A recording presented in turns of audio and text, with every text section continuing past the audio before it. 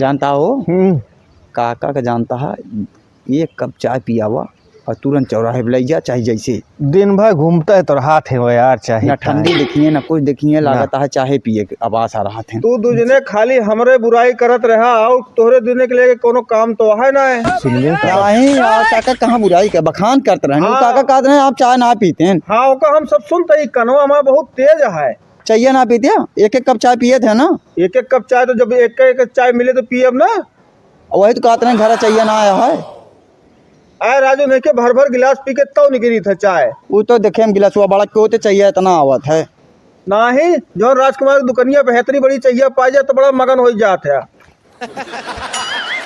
बेइज्जत करता है काका। नहीं तो है। अरे हमें सब बुराई थोड़ो करते ही, हमें सब तोहार बखान करते ही। आए लिया तू तो हमका सर के ताज पहनाइन देता है कुल। अरे हम एक बखान करते रहे कि गर्जी आए तो चाहिए पिए, चला आवत ना चाहिए कहाँ से पीतिया।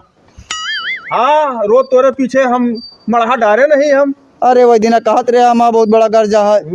चला हो निकल जा, ना लठिया दे। चला चाय पिए खोतावा। नहीं तू जा।